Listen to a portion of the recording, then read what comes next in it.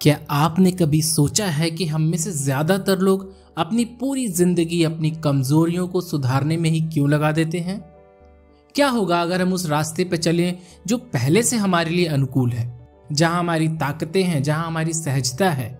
Strengths finder 2.0 इसी विचार की एक क्रांतिकारी किताब है। ये बताती है कि अपनी ताकत को पहचानो, उसे रोजाना प्रैक्टिस करो और उसमें मास्टरी ले आओ। टॉम रैथ की यह बुक ना सिर्फ एक कॉन्सेप्ट देती है बल्कि यह एक प्रोसेस सिखाती है।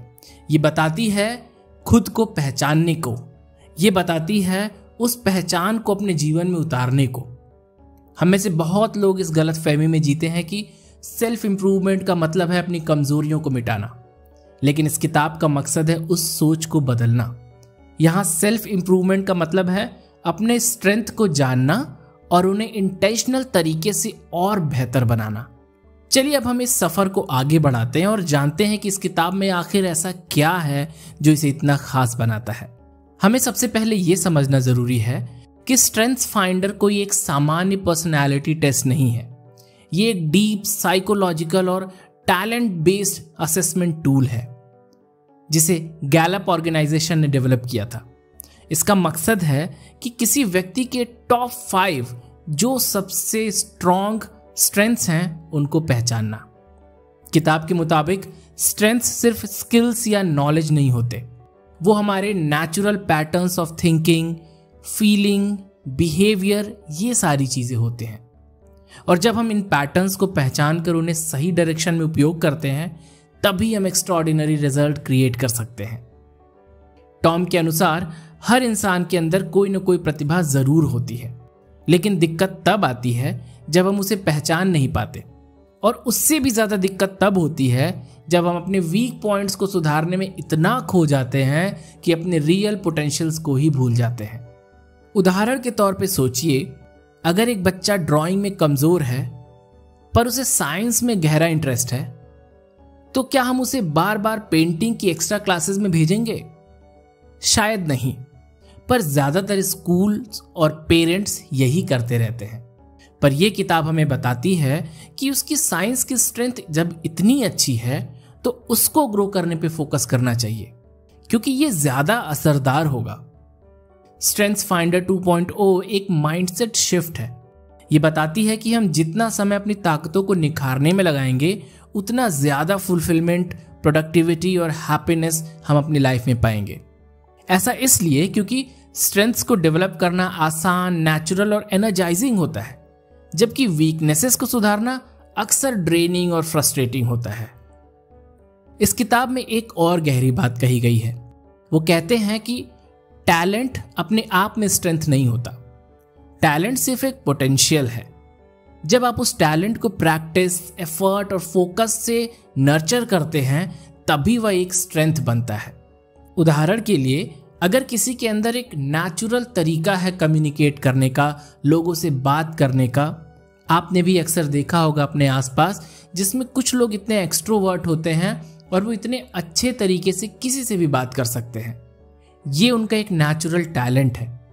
लेकिन प्रॉब्लम तब आती है जब वो उसे रिफाइन नहीं करता है तो वो सिर्फ रॉ फॉर्म में रह जाता है। लेकिन अगर वही इंसान उस टैलेंट को पॉलिश करे, स्पीकिंग की प्रैक्टिस करे, बुक्स पढ़े, नए नए कॉन्वर्सेशंस करे, नई नई चीजें अर्जित करे, तब वो एक पावरफुल कम्युनिकेटर बन सकता है। वो बहुत फेमस स्पीकर बन सकता है। वो हजारों लोगों को इन्फ्लुएंस कर सकता है। इसीलिए सिर्फ अपने टॉप 5 स्ट्रेंथ्स को जानना काफी नहीं है, उन्हें कॉन्शियसली डेवलप करना भी उतना ही जरूरी है। गैलप ने एक्सटेंसिव रिसर्च के बाद 34 अलग अलग टैलेंट्स आइडेंटिफाई किए हैं, जिनमें से हर व्यक्ति की टॉप 5 यूनिक होती हैं। कुछ पॉपुलर थीम्स हैं जैसे अचीवर। अचीवर वो है जो हर दिन कुछ हासिल करना चाहता है। दूसरा है लर्नर। लर्नर वो है जिसे सीखना ही खुद में एक रिवॉर्ड लगता है और वो दिन रात कुछ न कुछ सीखने में लगा रह सकता है। एक होता है इनपुट। इनपुट वो है जो जानकारी इकट्ठा करने में खो जाता है और वो हर एक चीज को जानना चाहता है। फिर आता है स्ट्रैटेजिक। ये वो लोग होते हैं जो कॉम्प्लेक्स चीजों में से भी रास्ता निकाल लेते हैं। एम्पैथी, ये वो स्ट्रेंथ है जो कि भावनाओं को गहराई से महसूस कर सकता है। कम्युनिकेशन, ऐसे लोग जो आइडियाज को दूसरों तक आसानी से पहुंचा सकते हैं। हर स्ट्रेंथ एक लेंस की तरह है जिससे आप दुनिया को देखते हैं, और जब आप ये पहचान लेते हैं कि आपका लेंस क्या है तो आप लाइफ के डिसीजन ज्यादा क्लैरिटी से ले पाते हैं, चाहे वो करियर हो, रिलेशनशिप हो या कुछ सीखने में हो। एक बहुत ही अच्छा उदाहरण है, एक मोमेंट के लिए सोचिए कि आप किसी परफॉर्मेंस रिव्यू में जाते हैं। आप ऑफिस में बैठे हैं, टीम के साथ बैठे हैं और आप लोगों को असेस कर रहे हैं। तो ऐसे में लोग ज्यादातर समय दूसरों की गलतियां, कमजोरियां और कहां सुधार कर सकते हैं इसकी बातें ही करते रह जाते हैं। अब इसी प्रक्रिया को दूसरे तरीके से इमेजिन करिए। अगर रिव्यू का मकसद ये हो कि उस व्यक्ति की टॉप स्ट्रेंथ्स क्या हैं उन पे फोकस किया जाए और उनको कैसे और बेहतर बना दिया जाए, इस छोटे से माइंडसेट से आप देखेंगे कि आपकी जो टीम होगी वो अपने अपने काम में महारत हासिल कर लेगी। किताब यही माइंडसेट रेकमेंड करती है। वो कहती है कि खुद के साथ भी ऐसा करें और दूसरों के साथ भी।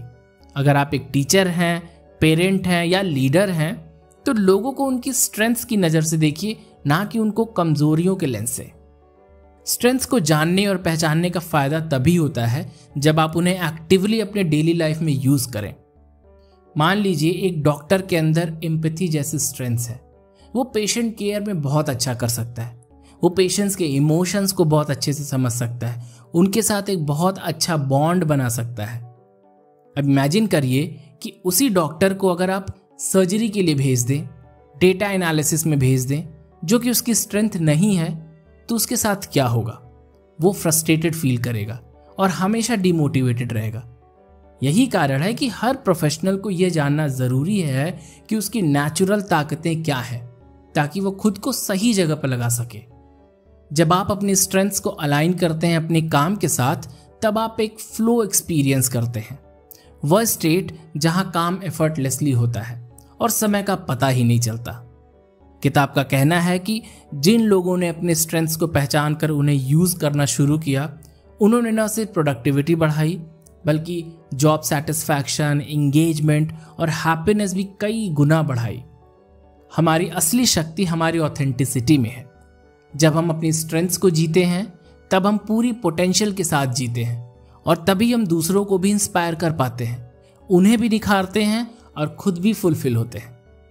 इस बुक का असली संदेश यही है कि be more of who you already are, not less. आपको किसी और की तरह बनने की जरूरत नहीं है। जो कुछ भी आपके अंदर नेचुरल है वही आपकी सबसे बड़ी पूंजी है। उसे ही निखारिए, उसे ही बढ़ाइए। इस किताब को पढ़ने का असली मतलब है खुद को गहराई से समझना, स्वीकारना और उस अंडरस्टैंडिंग को रोज रोज रोज अपनी जिंदगी में लागू करना। अगर आप इस सोच को दिल से अपनाते हैं तो यकीन मानिए, ना सिर्फ आपका करियर बल्कि आपकी रिलेशनशिप्स, आपकी एनर्जी और आपकी क्लैरिटी सब बदल जाएगी। आप खुद को भी ज्यादा पसंद करेंगे और आपकी लाइफ भी ज्यादा पर्पसफुल होगी। तो अगली बार जब आप खुद से सवाल करें मुझे क्या सुधारना चाहिए, तो एक पल के लिए रुकिए और पूछिए मैं किसमें नेचुरली अच्छा हूं और मैं उसे रोज कैसे जी सकता हूं और बेहतर बना सकता हूं, क्योंकि वहीं से शुरू होती है असली ग्रोथ। तो धन्यवाद दोस्तों, उम्मीद करता हूं आपको ये समरी पसंद आई होगी। अगर आपको कोई और बुक का ऑडियो बुक चाहिए तो उसे कमेंट में ज़रूर लिखें, और हाँ, इसको अपने दोस्तों के साथ शेयर ज़रूर करिएगा।